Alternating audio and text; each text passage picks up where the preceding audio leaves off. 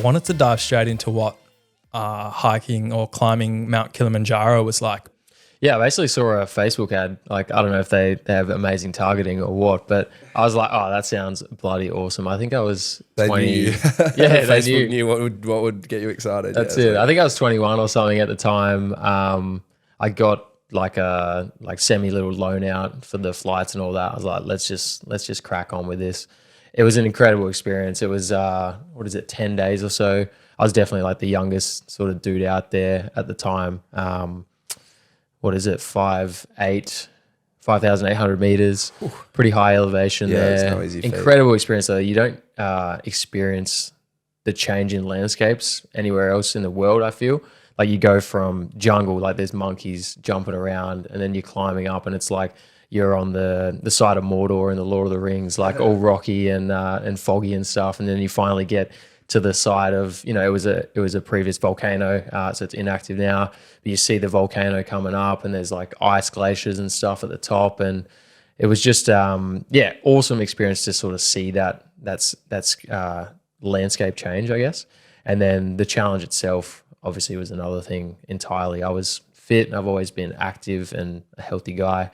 But it challenged me in ways physically and mentally that I probably wasn't quite ready for at the time. Obviously, I was ready enough because I made it to the top. I was going to ask, surely you needed, like you said, it seems like you just picked up and went, but did you do any sort of altitude training or like nothing, that sort of thing? Nothing particular for that. No, I was running, so I'd been running like half marathons and stuff in the lead up. So I knew I was going to be fit enough.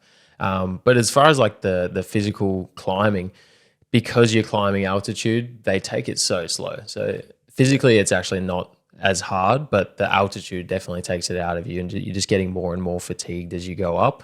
So you got to really prioritize like drinking enough water and getting enough sleep, which sounds super simple, but it's actually a lot harder up there because you don't have access to as much water. You're sleeping on a crappy in a tent, and the altitude actually affects your sleep as well. So apparently it's less a nightmare to oxygen. sleep. yeah, all of those things, and you're going 10 meters at a time. You need a rest at some points because the altitude just takes it out of you so much. So it's just baby steps the whole way up. So yeah, like as far as physically, not that tough, but yeah, the altitude definitely takes it out of you. I'd definitely recommend getting some altitude training if you can, but there's not really that many options around Perth to do that. No, there's not. No. Bluff no. Yeah. 10 days is such a long time mentally. The mental battle, because you just talked about the physical, but the mental battle itself, what do you think about just walking up a mountain for 10 days? Yeah, I think that experience was amazing because I got put in a group of about 10 people. People from all over the world, like England, Ireland, US. I don't think there was any other Australians, but it was a diverse group of different age demographics. So you always had something to talk about with somebody new, and then even the guides that you're walking with as well. They've always got something to talk about and tell you about, what you're actually walking up, and tell you about the journey itself. So there's definitely plenty to talk about, look at, learn about. But I guess, as far as the mental challenge goes, it's that final summit day. You're starting at night, so that it's pretty scenery is all gone. It's pitch black. It's howling winds. You're not talking to anybody either. That was the true mental battle on that last day when you've got a 12-hour hike starting at midnight, and it's pitch black. You can't hear a thing. You can't say a word to anybody. At the time, I didn't have any like good gear either because I just saw this Facebook ad. I was freezing. It was terrible, but you just keep putting one foot in front of the other and just like following that headlamp that you got on, and then eventually you're going to get there if you keep moving. That mentality, and we spoke about it before. We might get on to talking about Everest more, but when I read Into Thin Air recently, and it's just such a fascinating tale. Of the 1996 Everest disaster, and just the story. It sounds like when you're reading this book, you're like, why the fuck would anyone do this? Like they say they get into Camp 4 at Everest. You're exhausted, your brain's like deoxygenized or whatever the word is, and you're getting like early levels of HAPE or something like that, where it's like like the fluids start get the bubbles leaking in your brain. fluid starts leaking in your brain or in your lungs or whatever like that, and you're hearing, and like you're just completely disoriented, and you go into your tent, you can't sleep, but people just continue to do this and continue to flock to Everest, and I don't know, it's kind of just chasing that. And we said before, why do they do it? It's because it's there. It's kind of like the human condition to achieve the highest mountain or the lowest, But Yeah, I don't know. Did you ever feel at any point that you're like, fuck, I don't want to do this. I want to turn around? Yeah, I was Or going to it just say, kind where do you go in that last little stretch where it's pitch black, you're not talking to anyone mentally? Where do you go to be able to push through that? I think I was just reminding myself of, you know, why I was there. Yeah. And, you know, I like to focus on the process with goals, but at that time it's like, all right, well, I'm here to summit, you know, I'm here for the achievement at the end of the day. And you're like, you can see it, you know, the sun's coming over the horizon. You're like, I am so close. And I know if I can just dig deep, I've done hard things before. You know, whatever the hardest thing you've done is the hardest thing you've done. And if you've dealt with that for, you know, sometimes days, weeks, when you've gone through massive challenges, you're like, well, I can do hard things for 6 hours. I can get to the top. It's only 6 hours away. And obviously that's an incredible task, but as long as you keep putting that one foot in front of the other, you're going to make it. And there's other people there that are doing it as well. So you've got that camaraderie and they're going to help you do that as well. So, well, the ability to do something hard then makes it easier to go do other things that are hard. 100%. That's what I reckon. Everything translates from one thing to the next. You know, if you obviously, I'm an athlete now. I run marathons. If you can run a marathon, you can do anything. And you know, now that I've climbed Kilimanjaro, it's like, okay, well, what's next that I can do? You think that you can't do things, and you break those perceptions and limitations that you have of yourself, and then you've got new perceptions and limitations of yourself, but they're that little bit further away. Well, then the next sort of big challenge you did was the Cape to Cape. That was a couple years later. I did Aconcagua, so it's like the logical next step of mountaineering. That's about 7,000 meters. Wow. But it was exactly that conversation. I was like, well, I've done Kilimanjaro now. This was 5,800 meters. The next step up, Aconcagua, is about 7,000 meters.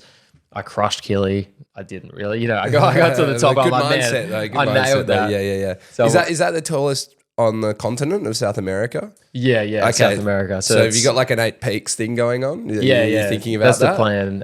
Eventually, it's just it's bloody expensive. So it's crazy, hey, the commercialization of it all, of Everest. I think it was probably 20 to 30K that I spent on Aconcagua, and I did not have 20 to 30K to spend, but got it done. Obviously, long story. I didn't even get to the top at the end. We hit a blizzard on the final day. Yeah. It was negative 40 degrees. It was crazy winds. We made it, I don't know, a few hundred meters from the top of like altitude wise, but it was going to take us hours and hours, and we were just running out of time, which was obviously, incredibly frustrating not to make it at the end. But so would you do it again? I'd have to go back. Yeah, I'd have to go back and you got to do the 8 peaks. You got to. Yeah, exactly. I feel unfinished on that now, and like I say, I want to do Everest one day. I've done step 1 and failed on step 2, so it's like, okay, let's go back to step 2, and then you know, once we do that, we'll go to step 3 and move forward. But almost as important is that you did turn around, because the other part of this book is, and you might have seen the movie Everest, that drive to get to the top of the mountain. And the story is that, you know, this guy, Rod Hall, who was the leader of the group, was usually just very, you know, they had a turnaround time at 2:00, and he usually adhered to that. But this time in particular, last time he had to turn, or the year before, he had to turn this guy around near the top. And this time, you know, they've summited, they've come back down. It's like 2:33 or something. They see this guy coming up the top of the mountain. He's, you know, a few hundred meters, like you say, from the top. And he's going, you know, like, I need to make it to the top. I need to make it to the top. And this guy who was the most, you know, clinical, well-drilled, adhered to his turnaround time, he ended up going up with this guy. They all died because they didn't, you know, you fuck with the mountain, you end up. Did anyone survive? The guys that turned around before 2:00 made it back down. Like, and they were the ones that told the story. Yeah. So Krakow. So I was going to say, if they all died, how do you know? No, exactly. Out of the 6 people that summited, because he tells the story, I think 2 of them made it back to camp, and it was him, Krakow, who wrote the book, and this other guy. But like the guides, who are the most experienced people on the mountain, ended up not making it down because they felt like they had because these people are paying thousands, it's like 60,000 in 1996 to be part of US this. as well. US, yeah, to be part of this group. And it's that whole, I don't know, it's crazy to think about, but that's why, you know, interesting you say, did you get turned around by the guide, or? Yeah, the guide told us to turn around. So that was kind of my personal win, I guess. I was like, well, I'm not going to turn around, but if they say that it's no longer safe, then of course I'm going to listen. I actually was like, oh, okay, we'll go back and then we'll have another go tomorrow. No. And he's like, nah. Like when we got back, he told me that, and I was like, that sucks. But I kind of expected that we would get another chance, but there was no weather window to do it. He's like, yeah, we've got to turn back now, and job's done. It was just, a crazy sort of anomaly. Well, not an anomaly, but the mountain, the weather can change in the blink of an eye. So, and you can be stuck. Yeah, we had sun shining, beautiful days for the first 10 days or so. And then on summit day, suddenly turned. And we woke up and the tent's covered in snow, and we're suddenly walking through like knee-deep snow when, the previous week it was beautiful. So it can just change like that. Does that sort of ignite a fire inside you to go, the job's not done, job's not finished? And is that what's sort of been a catalyst towards doing some of the ultra marathons you've done? Yeah, well, I guess I recognized in doing that I can do hard things, step one. And step two is the attention and inspiration that I can bring to other people in doing those hard things. Like, these are things that I never thought I could do, and now I can do them, and I can show other people that there's things that they don't think they can do, and they can probably do them too. So moving into like ultra marathon space, or these like crazy hikes and stuff that I've done since then, that's what it's been about. It's like, I enjoy doing it. It's awesome. It's hard. It's challenging. But at the end of the day, when you complete it, it's an incredibly rewarding experience. And it shows other people that they can do that as well, which has been really important to me. Well, I mean, if you ever need a little kind of intermediate goal, obviously Kosciuszko's our tallest peak. That's only like 3,000 kind of meters. If you a couple hours feel a little confidence booster, you probably just run up Kosciuszko. It's an easy one to tick off on the summits. Yeah, I think it's the lowest one. There's one on Antarctica as well that might be. It's probably tricky just being in Antarctica. Yeah. So Kosciuszko is probably the easiest one. I wanted to kind of dive into the Cape to Cape just a little bit. Yep. 15 hours, 40 minutes? Yeah, 43, I think. Yeah. And it's 128 Ks it was. So, but it's terrain. It's not just a flat. Yeah, it's pretty shocking. I think out of the 128, 50 or 60 is on the beach. Like, you're trudging through sand so much of that time. There's a lot of elevation across the course, but it's definitely the sand that's the tricky part. Did that in October last year. I attempted it the year before. Didn't quite make it. My mate that I was actually doing with got lost. He took a wrong turn. It's easy to do out there because you're just following offshoots on the beach. But that was a learning experience. I think every failure is a failure until you achieve the goal at the end of the day, and then it becomes a learning experience because you've overcome it from then. 100% building blocks. We talked about it last week it'll be 2 weeks ago's episode by the time this one's out. But I was watching a mini documentary on Ross Edgley. Oh, yeah, his Yukon swim? Yeah, so he did the Loch Ness. He attempted the world's longest swim in the Loch Ness, I guess, river or lake. Loch Ness Lake. Loch Ness. I think it's called Loch Ness. Just the Loch Ness. Loch is lake. So he attempted it there, then attempted it in Italy, failed twice. Yeah.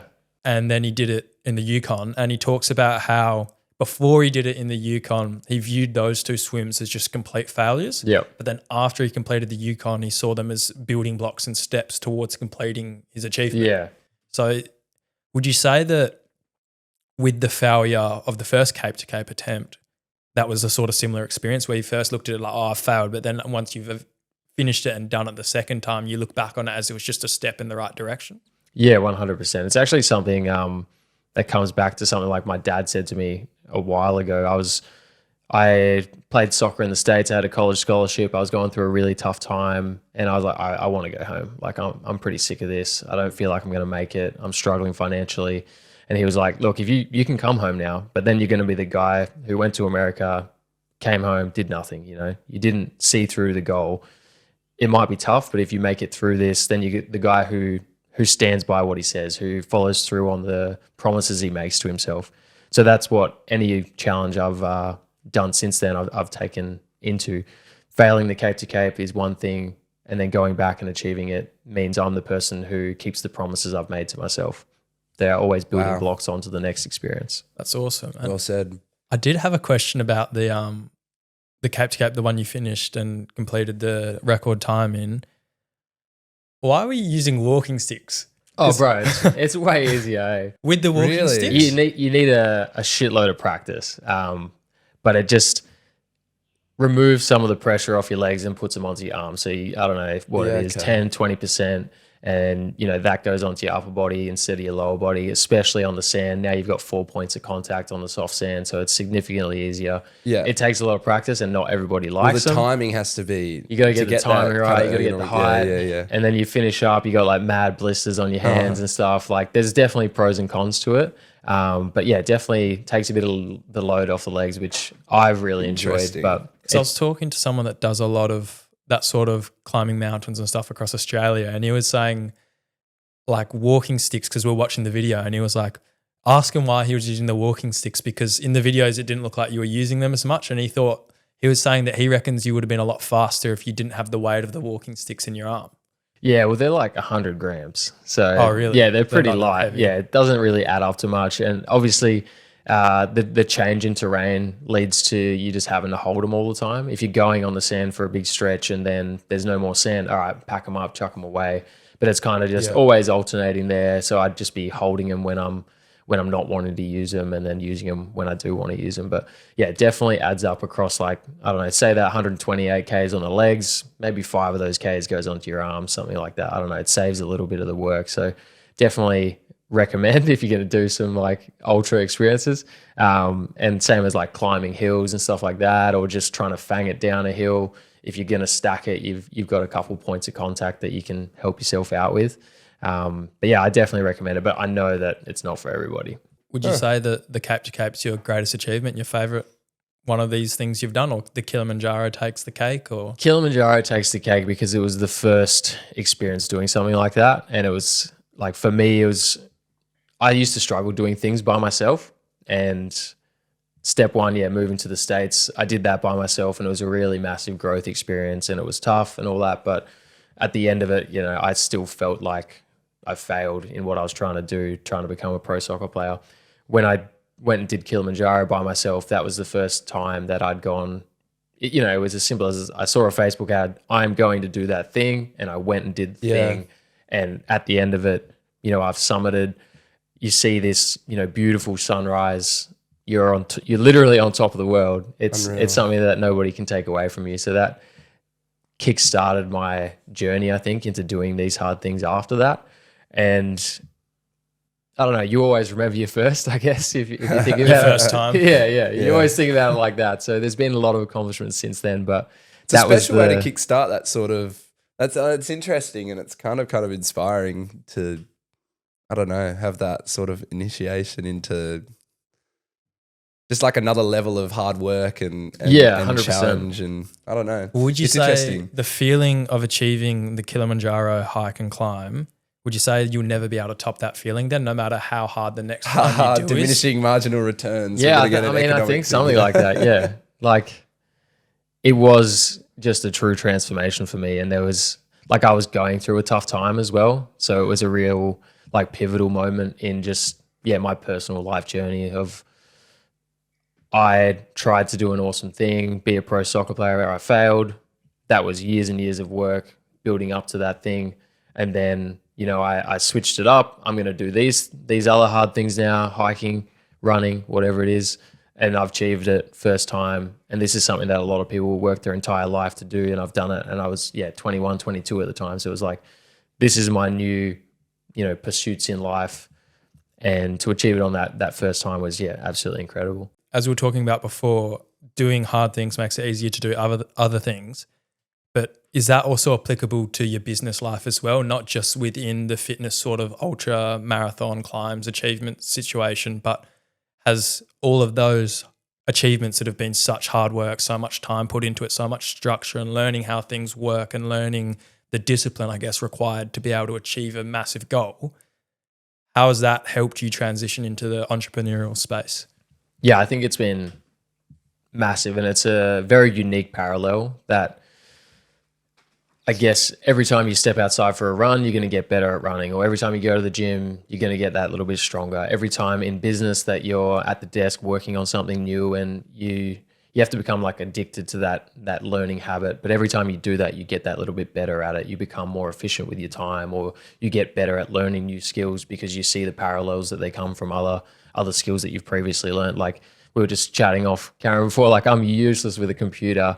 Like, my mates would pull the piss out of me loads years ago. And now, like, I can build a website. I can write code if I need to. I don't enjoy doing those things, but the ability to push through the discomfort of learning something new, I've done that plenty of times before, and I can continue to do it. And the challenge of Kilimanjaro, for example, like 12 hours solely focused on one foot in front of the other, you know, I could do anything for 12 hours now, like as boring as it is, but you can draw from those past experiences to build confidence on the next experience.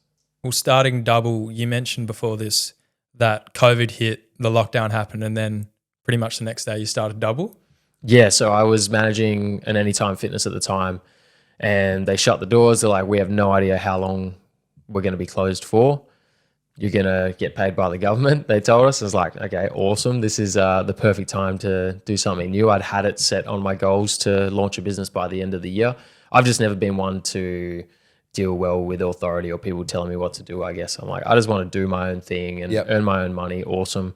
So yeah, the very next day, got an ABN, launched the business. We launched as M. Burgoyne Training. I just wanted to be like a personal trainer essentially, and doing that online through the COVID era was the perfect time to do that.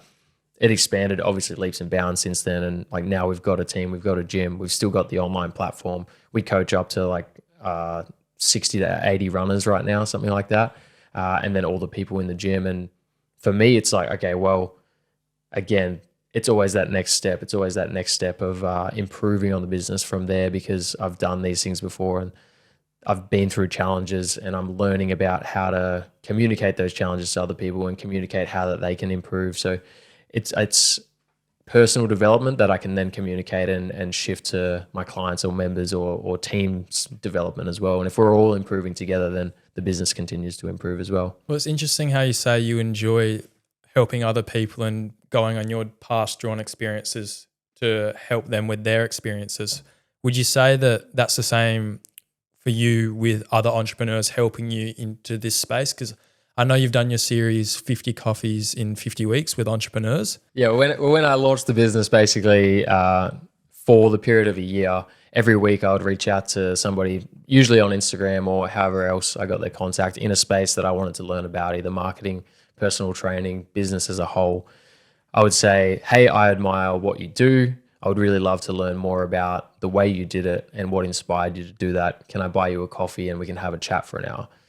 And yeah, 9 times out of 10, they would say yes. And yeah, for the cost of a $5 coffee and an hour of their time and an hour of my time, the amount of questions that you can ask them and learn in that space and things that are going to directly help them, because they've been through challenges or mistakes in their own journeys as well. And oftentimes they want to help you. They want you to succeed. And they also know that 9 times out of 10, you're probably going to listen to their advice and not implement anything anyway. So yeah, the value you can get in those conversations is immense. And yeah, one of those conversations one time doubled my business in the space of a couple of weeks, because he just told me the things I was doing wrong, the things that he felt I was doing right, and the things that he did to fix those things when he was going through the same experiences. I think it's interesting. I was just thinking about that, and you said before we recorded, like it's almost like they're sheltering you so you don't have to make the same mistakes. And then obviously you make new mistakes and learn from that, and then you can, you know, tell the next person that will probably reach out to you, or us who reach out to you about, you know.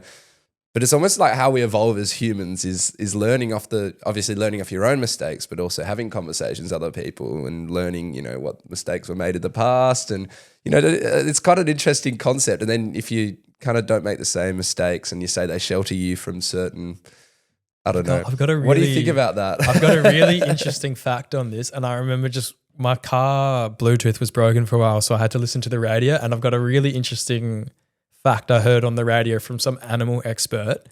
So proportionately, we have the second largest brain size proportionately to our body. The number one brain size proportionately to the body is octopuses.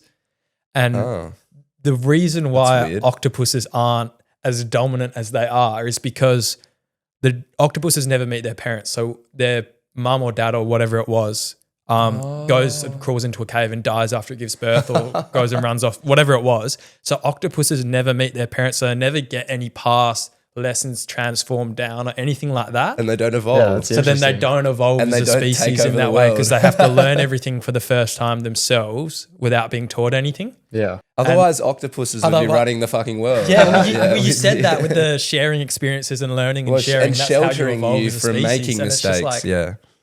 it's crazy to think that octopuses have more brain mass proportionately to their body than us, yet They got to learn everything fresh every time. which is why they're not running the world. And don't get me, like, you still make mistakes, but they're new mistakes that haven't been made by people before, and you kind of. And obviously, this would be something that would have to evolve over hundreds of Oh, thousands yeah, of yeah, millions of yeah, years. yeah, It wouldn't yeah, be like yeah, if yeah. octopuses had parents like that. They'd Yeah. be But it like taking over. started with like lions scary, and so the next person knew that, okay, lions scary. I'm not going to die at 30. I'm going to die at 40 because I'm going to be more aware of lions. And then they're like, oh, fire. Moving on.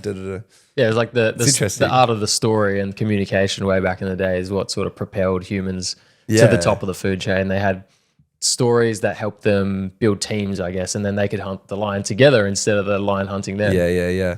It's interesting, and the other thing, and this is way off topic, but the other thing that's evolved humans, and I've only just started reading *Sapiens*, and this is like very early in *Sapiens*, and I don't often read it, but I'm trying to keep, It's a bit dense, into eh? it is super dense, but gossip is like a massive reason why humans were able to evolve, because it's not just saying, lion by the river or something like that. It's Lion by the river was big. It's that Yeah, guy. yeah, yeah. That guy's shit at hunting. Let's Yeah, not yeah, have yeah. him on the hunting literally team. exactly, and like we're one of the only beings, and that's why the Homo sapiens evolved away from other Social species. creatures. Yeah, because of gossip, and you're able to talk about people's feelings and Love a hot I don't girl know. walk. It's weird. I don't know. I don't know. I haven't nailed that, but maybe Macka, you've Yeah, You've yeah, read it's an Sapiens interesting and you got idea. some- I've read enough of it, and yeah, I guess it's just that development of the team, the village, the community. They're gonna recognize each other's strengths and weaknesses because of that gossip. Like, okay,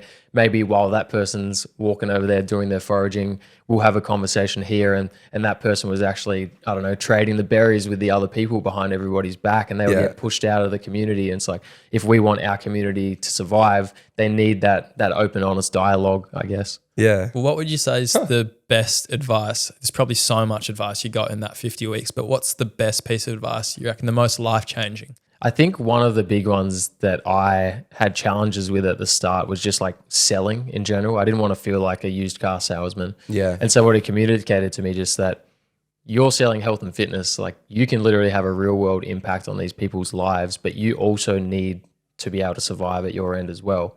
This was the conversation that doubled my business is I didn't think what I had was super valuable because I know these things. Of course, I didn't think it was worth a lot of money, but other people don't know these things. They want to get healthy. They want to improve their lives. And I need to charge X amount of money in order for them to, they have perceived value of it. It's a higher cost to them. So they're more likely to put the effort in and actually change their life. So they get a win out of it. And now I'm actually earning money, which means I can improve and increase my impact by increasing my services, adding new things, and making that a better offer for them in the first place. So it's a full circle moment. That was the one that really changed my business in the first place because I didn't feel comfortable selling people on something that I felt was super simple. But for the buyer, it's not simple. That's why they're coming to you in the first place. They don't really want to go to the gym. They don't really, they're not as invested in their health and fitness as I am in mine. So they're willing to pay for it. And at the end of the day, I need to make money to survive and be able to give them that product in the end. It's interesting. Yeah. Just a paradigm shift. It's all about perception and how you look at things. Well, yeah, and valuing obviously yourself and what you do first of all is that, and being able to put it, Who are we talking to about that? We're talking to someone else about putting a dollar, like it's hard to sell your services initially. And then who was it? Was it us that we were talking about that with someone? Yeah, I think so. I can't remember was off it? the top of my head. But anyways, That's an interesting concept though, because I feel like you're not naturally inclined. Like humans want to help. Well, most humans want to help humans, and you kind of want to. think about it. I'll let you sit there and simmer I with will. it. I'll stew on that. But I was talking, I went for a run with a mate this morning and we were having a coffee afterwards and we were talking about his thesis statement because he's studying psychology at uni on Monash online, and he was talking about how he's doing his thesis on the effects of social media on mental health and the vertical breadth of how social media affects mental health, I think was the words he said. I might be paraphrasing here. And I said to him, it's really interesting how you're doing something that has so much content because you can talk about all the different mental health aspects you're affected by social media and all the different social medias and all of that sort of stuff. But it's also something that will be really useful to people because there's not a lot of research, and this is starting to become research, but not a lot of research about the effects of social media on people and how damaging it really is because it's so brand new. Yeah. So doing something like that, even though it's content rich, it's really going to help a lot of people. So it will be really useful, and it's almost a sort of motivation to kind of go all in on it and really make sure it's like a good quality thesis, I guess. Yeah, it could literally like change people's lives. Yeah. And it is such a new thing. Like, when did Facebook get launched? 2010 or 2008 or something like that. We don't have a lot of history on these things and the way it actually impacts people. It needs to be looked into. And I think everybody recognizes it now. If you just spend the day scrolling on your phone, you end up having a shit day because you got low mood and stuff. But if they could give you some real world tools and like practices to manage that, because it is an addictive thing. It's, built like a slot machine where you just swipe down, boom, dopamine hit. It's tough to get away from. There's been a lot of money invested into understanding how you can suck people in, right? Yeah. So now there always needs to be Dopamine lots of money traps. and time and how to pull people out of that and avoid those dopamine traps. Well, yeah, you're the product at the end of the day on social media. yeah. The more time you spend on there, the more you can get advertised Ad towards. revenue, yeah. Well, I find it fascinating how people a lot of the time are on social media because they want to know what's going on in the world and they want to be in touch with everything that's going on. That's a good But aspect of it. It's very hypocritical because in doing so and being on their phone, they're no longer in real life and they're spending a whole day on their phone instead of going out and actually meeting people and experiencing the real world. Well, the human body was built, over thousands of years of evolution, right? But we weren't evolved to know, to go into geopolitics, like there's stuff in Gaza right now, like that's impacting people here in Australia. Yeah. And it should, obviously, it's a big thing that's going on. But the human brain wasn't dealt to deal with these problems that are way over there. It was built to deal with the problems in front of us. Yeah, okay. And if you can isolate yourself and sometimes remove social media from that, you're going to help your own like sort of brain manage your day-to-day life. If you're just dealing with the problems in front of you, the people in front of you, and keeping that circle happy, you're going to have some big wins. Well, it also makes you feel crap. Like it's hard to be happy when you're just on your phone all day, every day, not getting out of the house. Like you're not experiencing like sunlight, which is so important for you. You're not going and exercising, which is so important for you. Just basic things get stripped so quickly when you get hooked onto your phone, which leads to my next sort of topic I wanted to talk about. Because we had on 2 weeks ago's episode, a guy from a company called Happiness Co. and he's in the mental health youth programs and Tom. And basically I was doing a lot of thinking about it with all the happiness side of things. And what I was thinking was everyone's kind of pursuing, and this might not be a new thought, but everyone's pursuing something in the future and thinking, I'm going to be happy then, I'm going to be happy when I get this, I'm going to be happy with that. But I think it'd be safe to say everyone wants to enjoy their lives, right?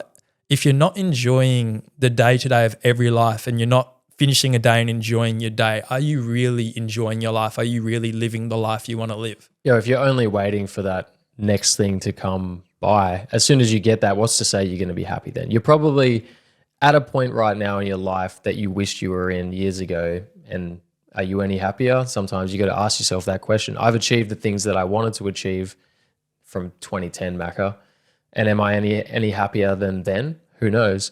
If I've got a plan for another 10 years and I achieve that, is it going to be the same case? It's important to appreciate the little wins along the way and orchestrate your own happiness, I think. Because I know you've got goals for DUBBEL and all the future and doing all these climbing achievements, but would you say right now on a day-to-day basis, you're enjoying every day and you're happy? I think, yeah. Recently, I've been struggling a little bit with just life's throwing some curveballs and it's just like one at a time, like every week something's happening. And yeah, I was thinking to myself, I was like, man, I'm struggling at the moment. But as far as the day-to-day life, you got to appreciate what you've got and be grateful. And that's that point to reflect. When I had that thought of myself, I was like, are you happy right now? I'm like, yes, I've got this, this, and this. I'm grateful for these people that are in my life. I get to do the things that I've always wanted to do. I have an amazing life and I need to be appreciative for that. But I think until you look back sometimes, you don't really consider that and you're always, searching for that next thing. So for me, it's definitely a challenge at times to focus so far forward on long-term goals and short-term goals along the way. Sometimes it can be a challenge to be happy in the moment when you're not quite there, but it's also a recognition of where you are from where you used to be. Well, that's interesting. And I think going back to what you were saying about having, big goals and whether you're, once you've achieved that, what next? I think obviously you're doing a lot of running just in your daily life, you might have big milestones, you know, at certain points, but is it like the intermediate, the routine that, you know, will keep you happy and sustain that happiness because you know you're going to go back into that routine, or that's something that you enjoy doing, and then once you have those big, I don't know, would you like to speak to just like your everyday running sort of? Are you enjoying routine? the process, or are you enjoying the achievements more, or is it all together? I think it's all together, but it depends. My happiness would definitely be tied to the achievement at the end of the day. Yeah. I think when you do work so hard for something and don't achieve it, it sucks. But if you can take the little moments along the way and I guess orchestrate that maintenance level of happiness. Like if I do go for a run every day, I'm happier than when I don't go for a run. When I do eat healthy every day, I'm happier than when I don't eat healthy. When I, avoid just scrolling on social media for hours and hours, I'm definitely happier than when I do that.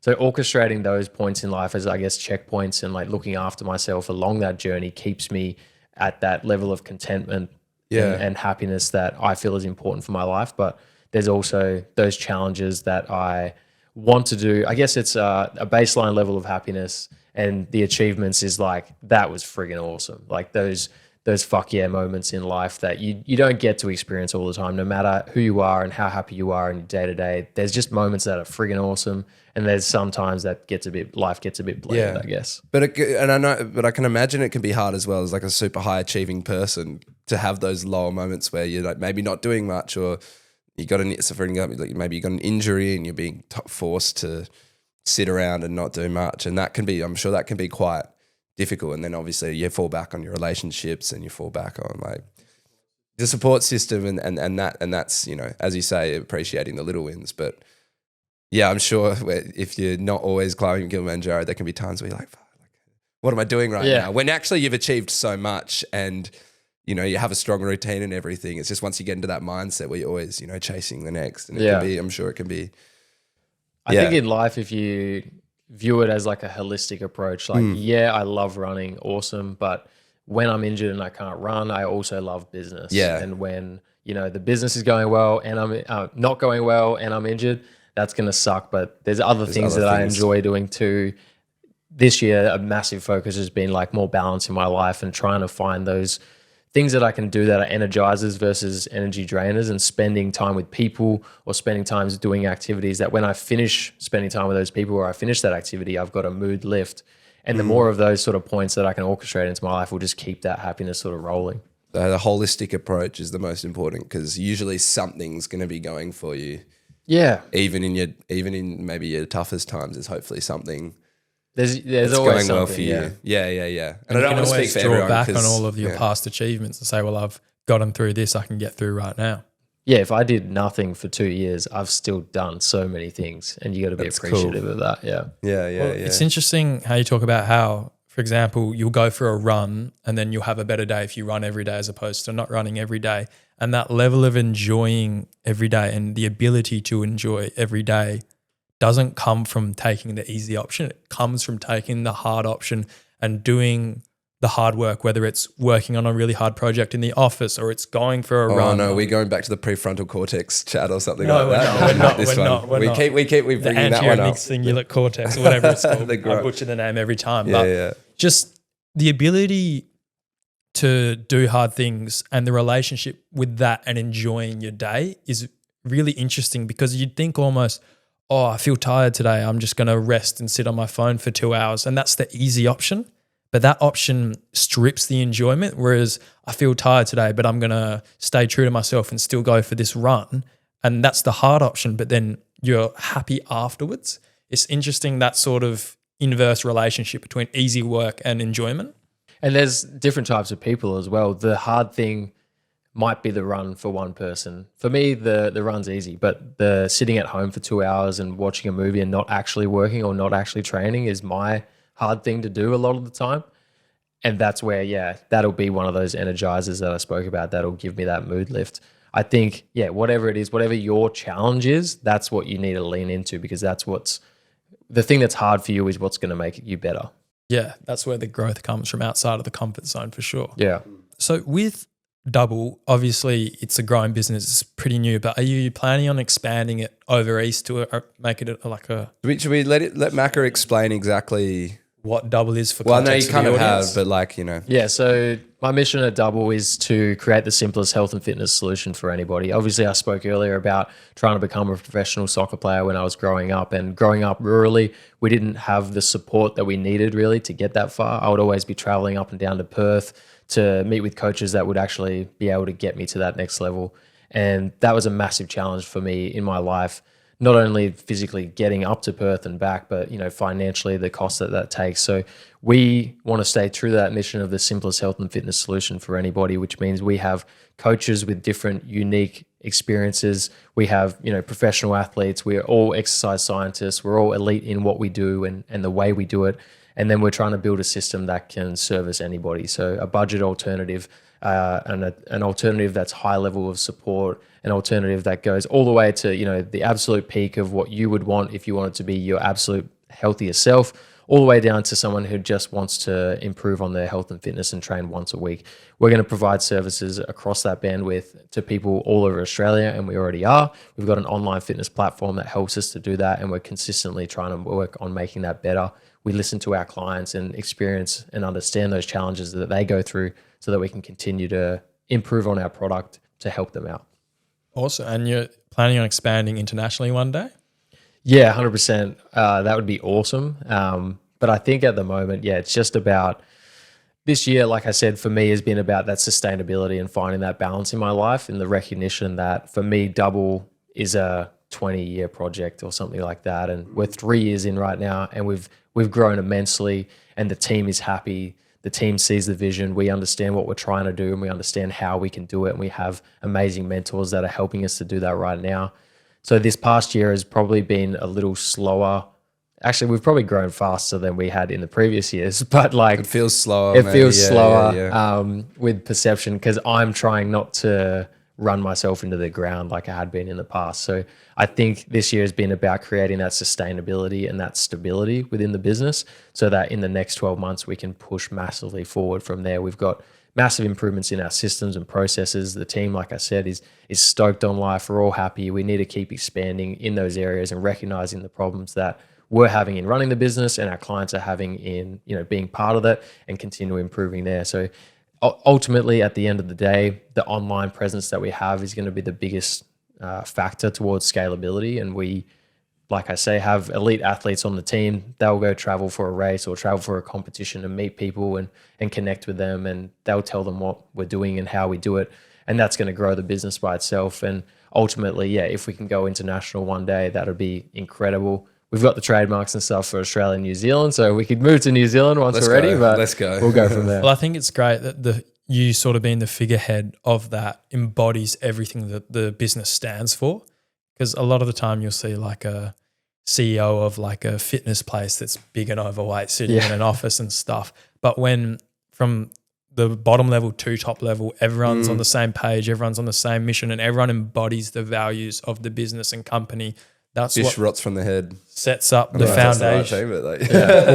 If it's bad, for sure. In a positive way. That's what kind of sets up the foundations for success, which is awesome. Yeah, well, the mission of Double is to create the simplest health and fitness solution for anybody. But my personal mission is to inspire my community to live their own personal meaning of health and happiness. So I want to do that and be, the figurehead, like you say, and lead by example, lead from the front, just doing the things I want to do. I'm like a kid from a small town in WA who didn't grow up with a lot, who didn't have the support that he really needed at the time. And now if I can create that and show people that from those humble beginnings, you can do absolutely everything. You can climb Everest, you can go play soccer in America, you can get ultra marathon records, you can build a massive business. No matter who you are, you can do those things. And I want to be that example for other people. That's awesome. So Everest is on the cards then? Is it any sort of pre-planning that you've done or any sort absolutely of prospects? Nothing at the moment. No. It's kind of like when I started that journey, you look at the price tag, you're like, damn, Everest is like $100 grand. Who's going to fund that? Oh, I'll have to find a business to do that. Okay, so I launched personal branding. I started building the Instagram. And then when it came time, I was like, oh, well, I could just launch my own business.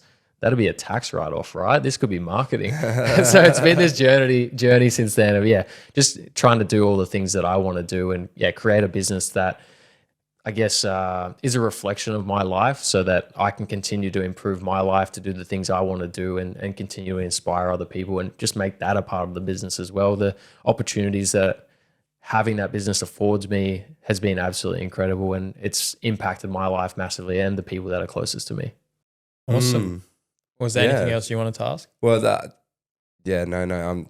I'm stoked with this chat, honestly. Like, I think it's been really good. I think we've said some quite insightful things like that we don't realize. octopuses and brains. That genuinely, that is, I'm Well, just I heard thinking it about and it that. was That's very fascinating. cool. Yeah, And it's very cool how that all kind of linked in there. Because I kind of threw something out there. I was like, oh, this could be just like a load of crap. But I'm glad you had that octopus. And then we That's got it full fascinating. circle. Where did you hear that? Triple J Radio. They had some animal expert on, some old blokes, and he was just spitting facts. but Dr. Carl. Probably. I don't know.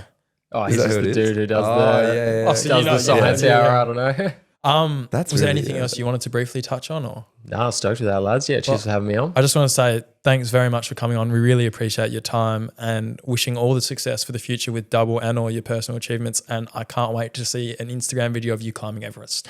Cheers, brother. Just Yeah, make sure you appreciate turn it. around make sure you Before turn around 2 o'clock. at 2 o'clock. Yeah, no, sorry, that was a bit morbid. I probably shouldn't have talked about that so much. But thanks Yeah. very much. Really appreciate your time. Too easy, guys. Cheers. And I can never ever. If you get lost, I press the rewind so you don't see now. I know I can tell that you a winner. I'm making key lime cause I was living in the backseat till you bagged me. All my niggas never playing games like we Backstreet. When she's talking, feel like poetry in motion, and I feel like I'm chosen. When she look at me, I'm getting lost up in that ocean. Everywhere in motion, they ain't got a notion. I wanna tell the world.